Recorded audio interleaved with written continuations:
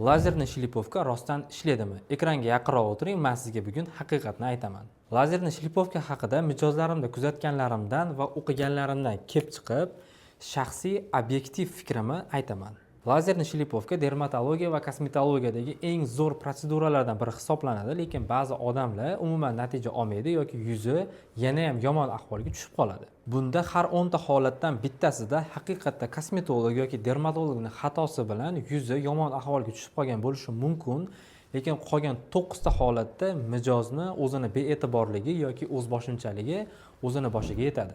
Ya'ni ular lazerli shlipovkadan keyin teri parvarishiga bee'tiborlik qilishadi. Quyoshga chiqqanda SPF ishlatishmaydi, endi bitayotgan terini hadeb kavlab, qobig'ini ko'chirishadi yoki kuchli aktivlardan, masalan, retinolga, vitamin C ga o'xshagan aktivlardan yoki домашний pilinglardan foydalanib qo'yishadi. Qaynoq suvda yuzlarini yuvishadi, parxona yoki saunalarga kirishadi.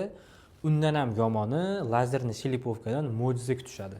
Nimaga har 10 tadan 9 tasida mijozni o'zi aybdor deyapman? Chunki post aknelarini lazerli shlipovka bilan ketkizib, lekin bee'tibor bo'lgani uchun yuziga dog' tushirib olgan odamlarni o'z ko'zim bilan ko'rdim.